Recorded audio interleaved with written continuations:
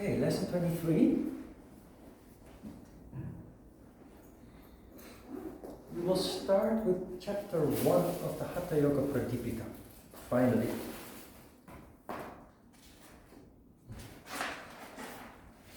Hatha Yoga Pradipika. The word Hatha means sun, moon.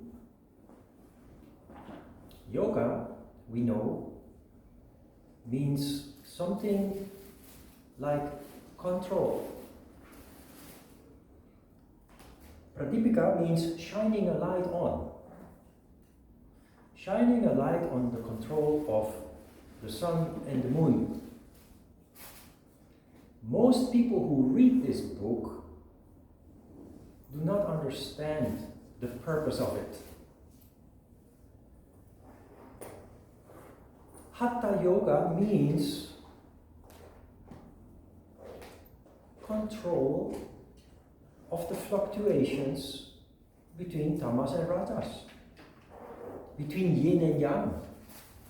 Hatha, sun, moon. The science of energy. The sun and the moon responsible for letting in Shiva and Shakti energy into the body. So this is a book about balance. The balance between that sun and moon, between yin and yang, Shiva and Shakti energy. It is about life. It's a book that gives insight in life in general. Not only insight, but it gives us tools how to make life better. Let's start with Sutra 1. I salute the primeval Lord Shiva who taught Parvati the Hatha Yoga Vidya, which is a stairway for those who wish to attain the lofty Raja Yoga.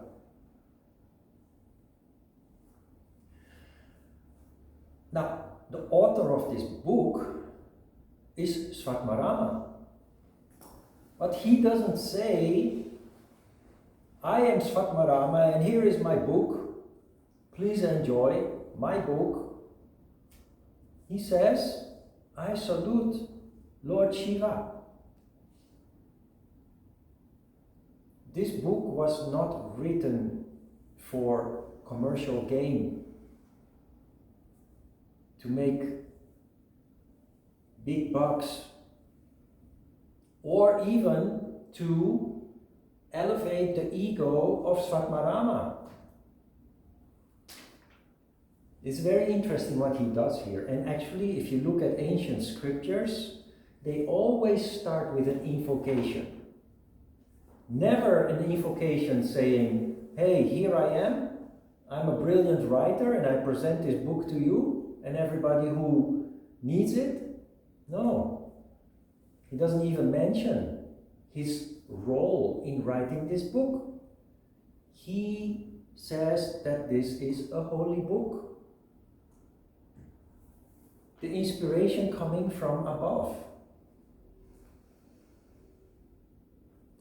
Try to compare this with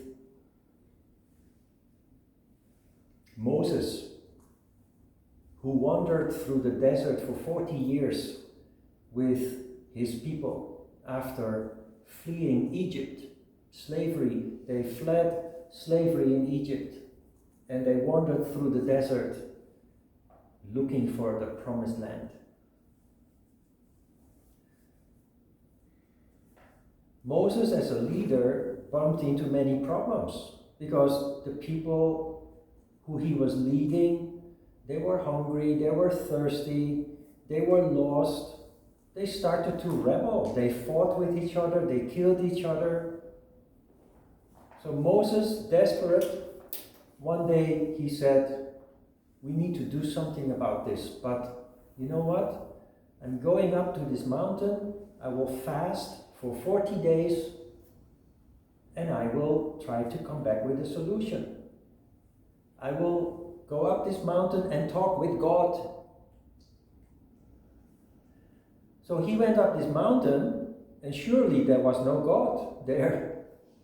But what he did, practically, is contemplation. He contemplated. He had a set of problems, and he needed a practical solution. So he came up with the 10 Commandments, which are very similar to our 10 yamas and niyamas. And he came down the mountain and he said, this is what we're going to do. We have to stay united as a people. And we can only do that if we follow these 10 laws. From now on, these are our 10 laws, and everybody should stick to them. They're not my laws, by the way. I got them from God. Of course, that's not true. In his contemplation, he found that those laws, those 10 commandments, would help to rule the people. But he realized also that if he would say, these are my laws, and you should stick to it, that many people would rebel against it, just because they rebel against authority. But if you say that it is from God, you cannot rebel against God. Svatmarama here is presenting a book, and he presents it as something that mankind needs. He passionately wants to do something, make a difference in this world for mankind. And he presents this book not as something that he has written, because we might think, who are you to tell us all this? But he says, no, it's from a divine source. And that is difficult to question.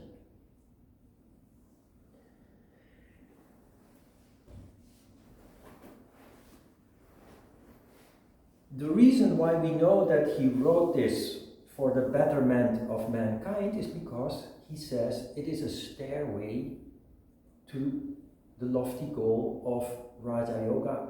Now, what is Raja Yoga again? That is the manifestation of the characteristics in the crown chakra. So this book is written to cultivate people, to help people develop intellect, to help people develop consciousness in the crown chakra, so that they become better behaving human beings who stop living and acting like animals with aggression and hostility, and start working with their heart based on vision, wisdom, intuition, and love. That is what Raja Yoga represents. The Hatha Yoga is a stairway, is a tool to develop those qualities in the crown chakra. And he is offering that. And he is offering it for free. He doesn't say, this is my book and you have to pay $30 if you want to read it. No, here, this is for mankind. This is what I can do to make life better for everybody on this earth. Legend also has it, tradition has it, that he was teaching, Lord Shiva was teaching his wife Parvati on a beach.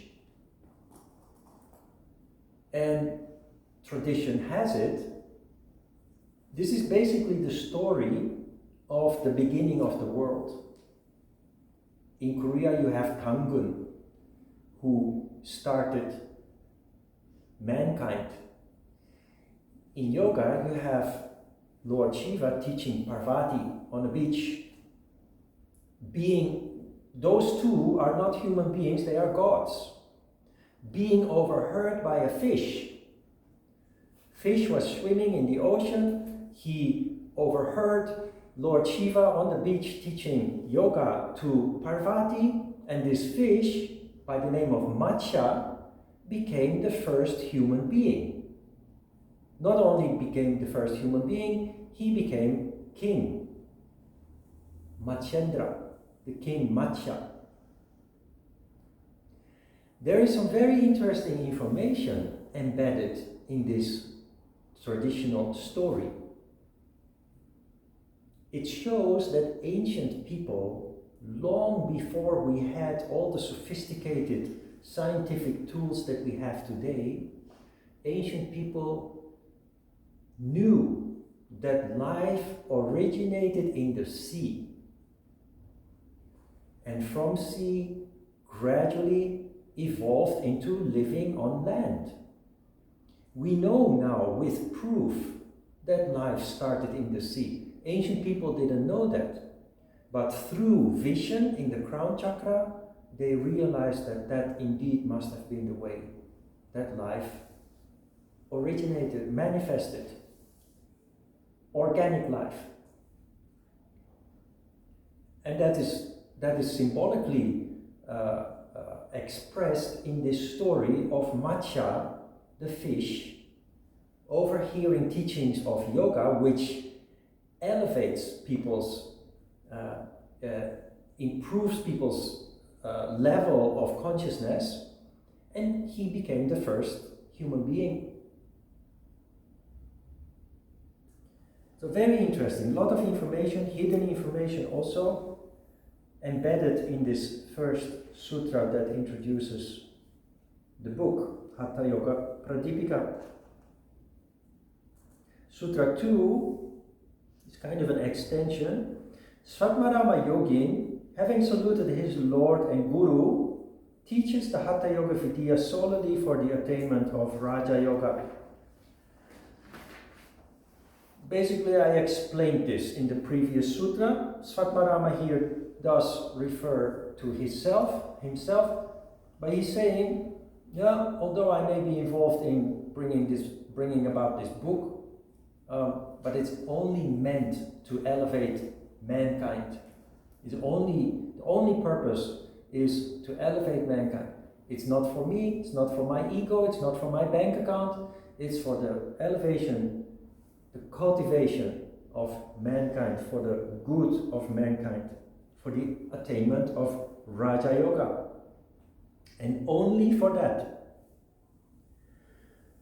Sutra 3.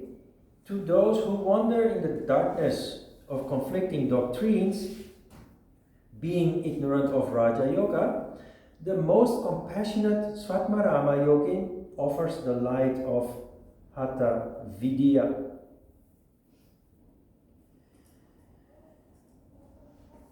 To those who wander in the darkness of conflicting doctrines. Who is wandering in the darkness of conflicting doctrines? We all are.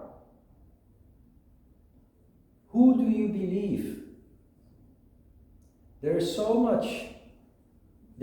many people who claim to know the truth, and everybody is saying something different. And at one moment you believe this, and at one moment you believe that, but you're actually not sure. We are all wandering in the darkness of conflicting doctrines. But when you practice yoga, leading to the condition that we call Raja Yoga, that you develop, the power of contemplation, insight, wisdom, intuition, you develop the ability to distinguish between truth and lie. You start to see that many of the things that you believed in are not correct, are not true. And you develop your own truth. And that is what he is expressing here. Raja Yoga is the condition where the crown chakra is open, is active. Higher consciousness is awakening as a result of practice of yoga, if you do it correctly. And it just changes mankind. Every person that practices yoga not only is changing their own life, but is changing the lives of the people around them. In your family, in your work environment, in your neighborhood, the people that you live with in the same apartment block, etc. Everybody, direct or indirect, is influenced by your transformation. And that is how you help mankind as well. Just like Svatmarama had the goal of helping mankind, he works through us.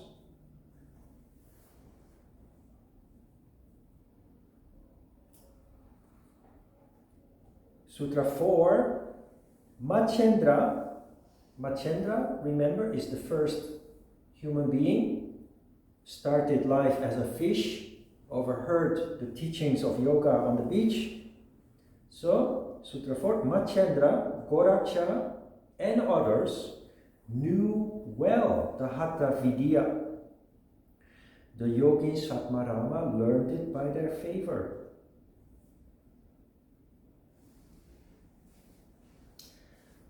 What he is doing here is kind of confirming his authority. It is clear that he himself is a yogi. The author of the book knows what he's talking about by self-experience. Is that important? Yes. There are many people who, for example, are language specialists, like scribes, and they translate books. For example, if you take yoga books, there are people who have studied Sanskrit and they translate a yoga book without actual yoga experience, or maybe they practice a little bit of yoga, but they have not ever studied yoga in depth.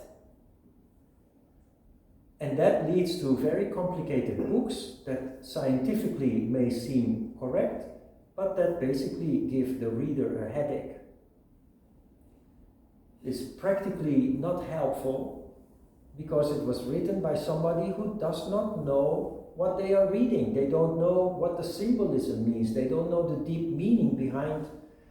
But Svatmarama himself was a yogi, and that is significant, and he confirms that in this sutra. And not only that, he draws his authority from the very first yogis. He is establishing a lineage here. He belongs and draws his authority from the lineage that started with the very first human being, Machendra, followed by Goraksha. Why does he do that? To establish that this is a significant scripture, that this is indeed an important book.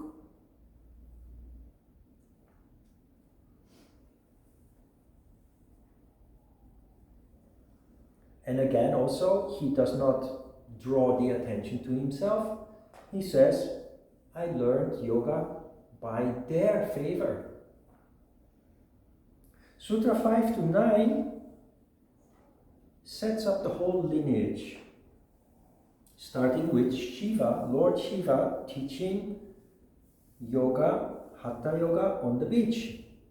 So Sutra 5 to 9, Shiva, Machendra, Shabara, Ananda Bhairava, Kaurangi, Mina, Goraksha, Virupaksha, Bilashaya, Matthana, Bhairava, Siddhi, Buddha, Kantagi, Korantaka, Surananda, Siddhapada, Karpati, Kanneri, Puccapada, Nichanata, Niranjana, Kapalin, Bindunata, Kakakandishvara, Alama, Prabhudeva, Kodakulin, Tintini, Banukin, Naradeva, Kanda, Kapalika, and many other great siddhas have conquered time by the power of Hatha Yoga.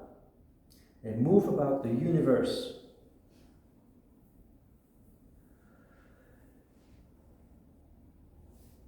Sometimes people ask, what lineage are you? Then the answer is, our lineage is Patanjali. Patanjali's lineage is based on this also. But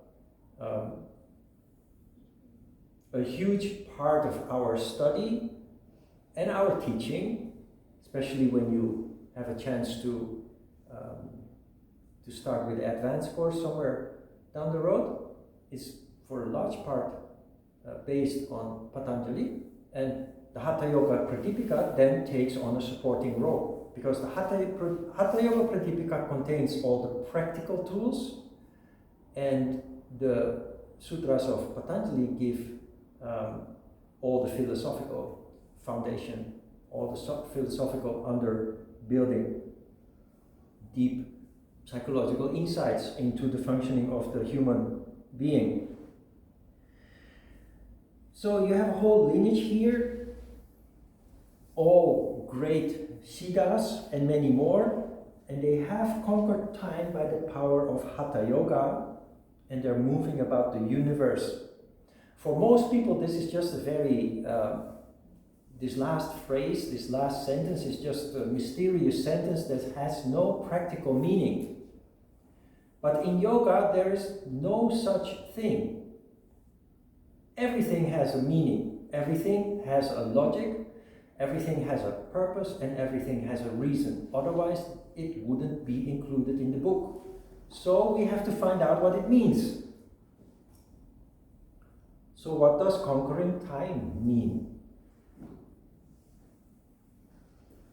Everybody who gets older, they will scratch their head and says, in the earlier days everything was better, right? Your father says that, your grandfather says that, or your mother, grandmother. We are a product of our time.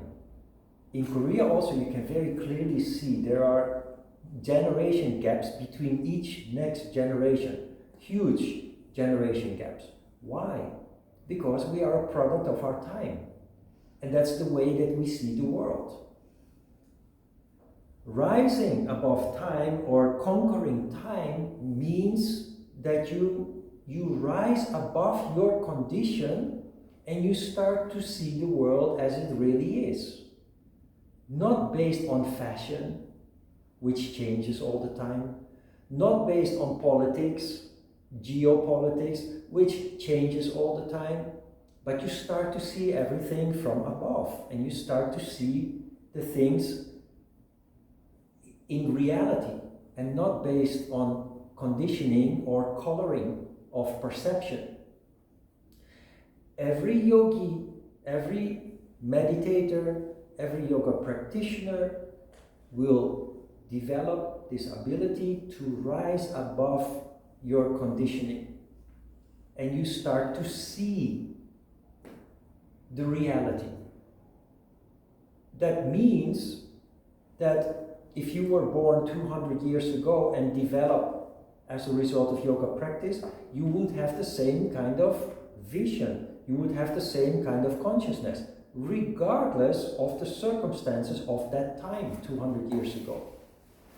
And for that matter, 200 years in the future, when everything has evolved even more, you're influenced by the environment and the culture that you are born in, but you start practicing yoga, you rise, you go beyond your conditioning, and you come back to the essence of who you really are, without influence from the current situation in which you are living. And those great spirits, having reached enlightenment, having reached liberation, they move about the universe. Who is moving about the universe? It's the spirits that do not reincarnate anymore. According to Buddhism, we need to be born 1 million times. We need to live 1 million lives of misery to learn the lessons that we need to learn to stop making mistakes and create karma. But when you practice yoga, you skip many of those lives because you develop a consciousness that allows you to learn every day very important lessons in life that other people simply don't see. The goal of Buddhism is to avoid all that suffering, all that misery, by opening the crown chakra so that you can see, so that you become wise, so that you develop insight. And when you have fulfilled all those lives of misery that you, according to Buddhism, have to go through to reach heaven, to reach liberation, you are in total sattva. You die physically one more time, your spirit will rise up, as it always does, the ascension, and will not reincarnate on earth in a physical body anymore. That means it stays up there. These spirits that are up there, they are full of passion, full of compassion. It is what you can collectively call God. In your quiet contemplative moments, they provide you with insight. When you are desperate, where do you look? You look up and you ask for answers, you ask for insight. You do that instinctively. You don't look down for answers, you look up. Subconsciously, we know that there is something there, and if we can connect, it will provide us insight. It will provide us answers. That process takes place in the crown chakra, but the belief is that where does the crown chakra get all this information from? Because the crown chakra does not read books. It does not talk with other people on earth. And yet, incredible, the most revolutionary insights occur here. So the belief is that those spirits moving about the universe, they are ready there. They are ready for us.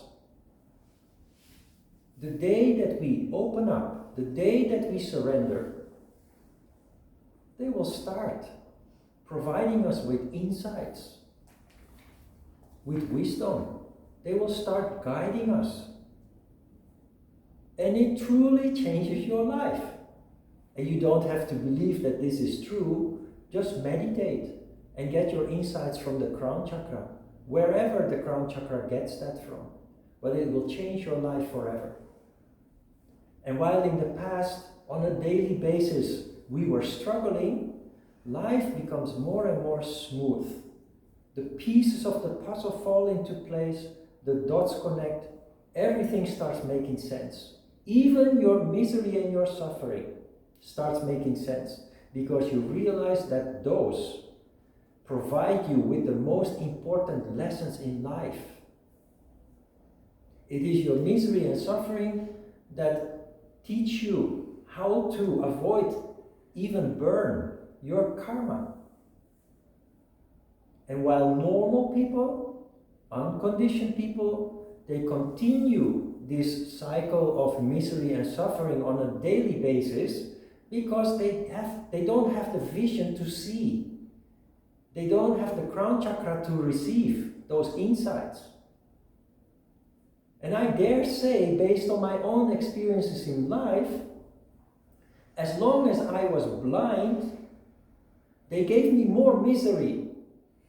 They are up there and they are almost pleading me to connect and to open up and to listen. Start listening for once. But as long as you're blind, they just give you more misery and pain. And they don't do that because they like to see you suffer. They do that to hope, in the hope that you will finally open up and start paying attention. And that is how I found yoga, and that is how everything evolved in my life that followed after it, including coming to Korea and everything else, the two dogs. that I adopted, and everybody thought I was crazy. And everything that I do is just part of that puzzle, and it all makes sense. And it is a beautiful journey that is guided by those that wonder about the universe. See, such a simple sentence that most people do not explore has an incredible depth. Nothing mysterious about it. It has a very deep meaning and an incredible depth. Sutra 10, and the last one for this session. The Hatha Yoga is a sheltering monastery for those scorched by all the types of pain. To those engaged in the practice of every kind of yoga, Hatha Yoga is like the tortoise that supports the world.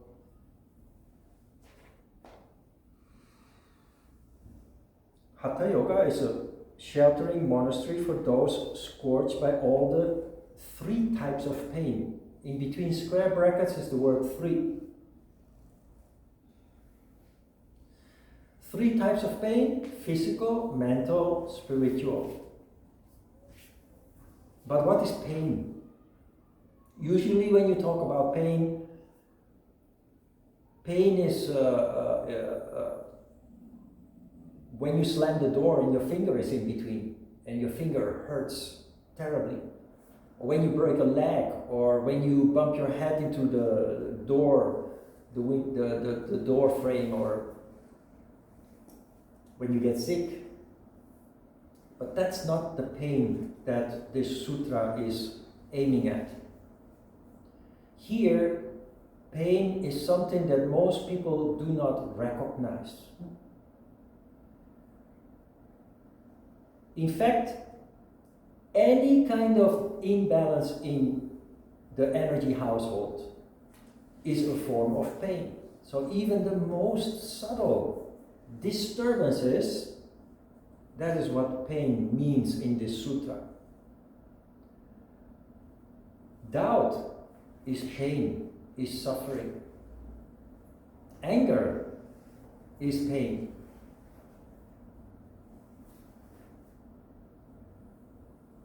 All the emotions,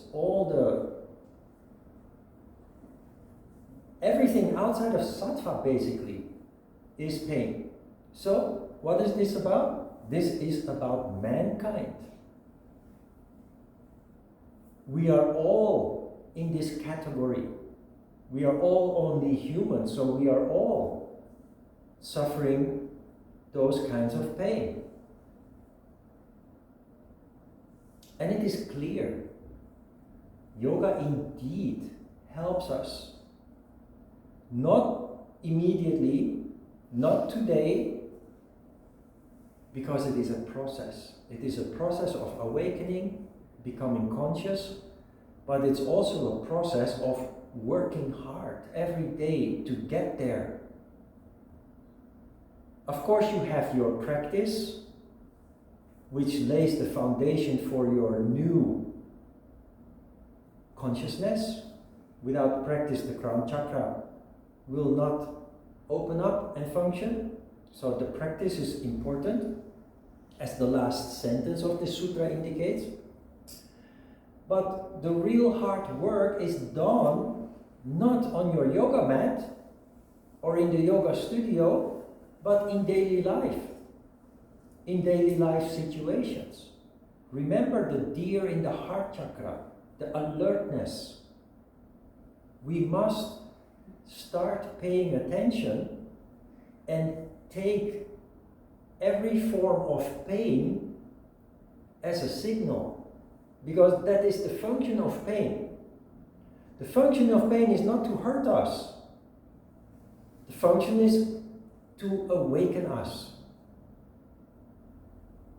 If you don't see, if you don't hear, the pain will shake you up. The suffering will alert you. And this is what we need to learn to do. every time when we feel disturbed, even slight disturbances, every time when we feel disturbed, every time when we feel we are suffering one form or another, we must immediately ask ourselves, why is this happening? Why am I feeling this? What did I do that caused me this suffering or this pain? And what you see, if you pay attention, is that there is always a process of action and reaction. There is always a process of, so there is a cause that leads to a certain effect. There is an action, either from you or from someone else, that leads to a reaction. You do something, I react upon it, and we have a conflict, or we suffer, or we are unsatisfied, or any form of discomfort or disturbance occurs from very small to very big. So the answer to diminish our pain, according to this sutta, is start paying attention. Do not just accept pain as pain, something that you need to suffer. Take it as a signal. And I dare say, I feel in my life pain is given me by those that move about the universe. Hey, pay attention. If you continue like this, it will lead to failure. It will lead to destruction. It will lead to more conflict. Pay attention. You're not paying attention? Here, you have some more misery, some more pain. The pain will reduce and stop when you honestly start paying attention. And you have your yamas, especially, and the niyamas in the form of purity as your guidelines. Honesty. Bluntly honest. Be bluntly honest with yourself. Do not allow ego to keep you away from seeing the truth. Because most people don't want to see the truth because ego stands in the way. People are very easy to criticize others, but they cannot criticize themselves because of ego.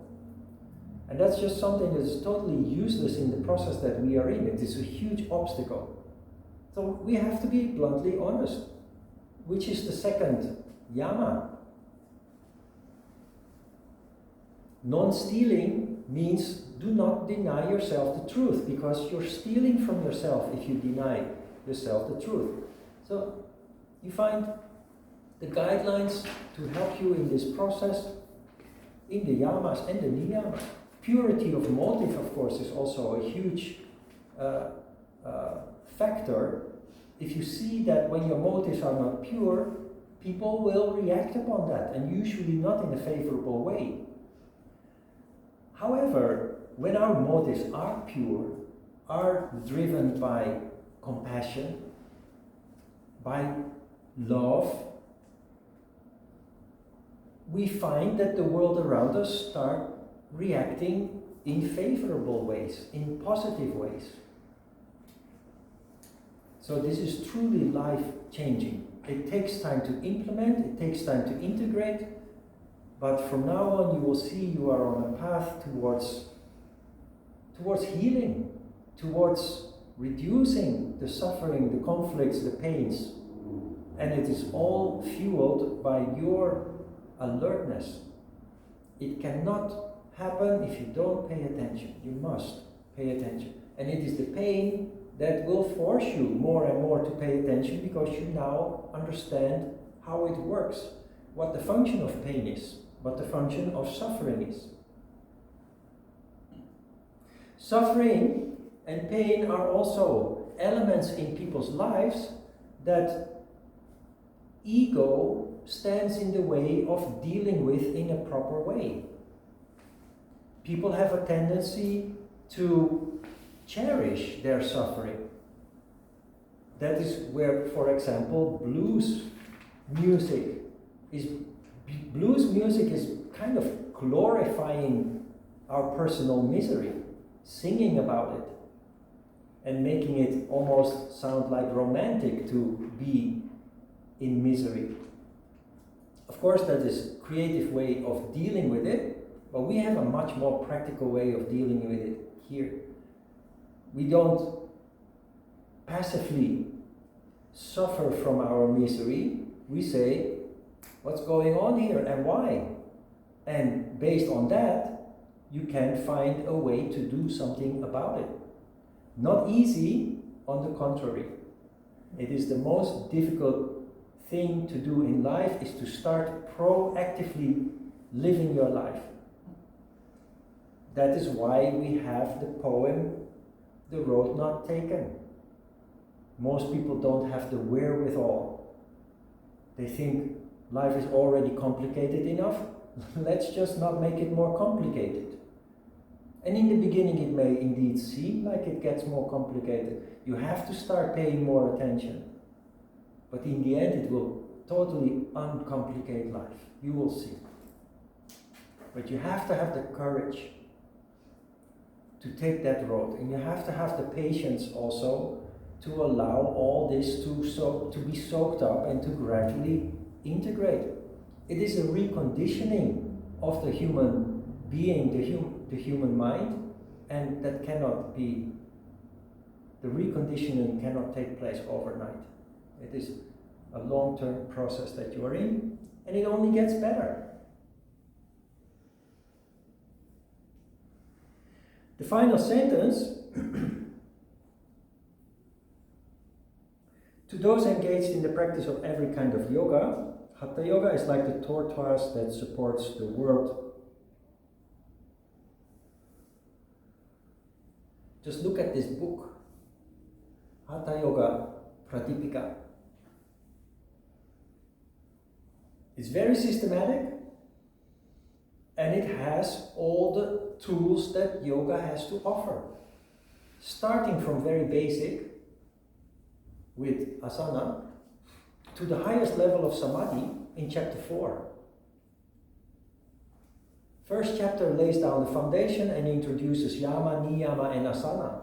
Second chapter is all about pranayama. The third chapter is all about mudra, which is a higher form of energy control, higher than pranayama, more powerful and sophisticated. And the final chapter is all about meditation, about reaching the highest, deepest levels of meditation. If you follow the framework, it has very deep impact. But remember, I've said it before, most yoga classes, although a nice form of exercise, they will never achieve the huge transformation that yoga actually promises. But when you follow the framework, the systematic build-up, it starts to change lives from the very first day that you engage. It immediately starts to have an effect. So the Hatha Yoga Pradipika is the tortoise that supports the world. It's a system that truly cultivates mankind, elevates mankind to a higher level of functioning that leads to less suffering, less conflict, more care and more love. And that is what it is for. And that is why Svatmarama is passionate about spreading the word by presenting us this book. Questions so far?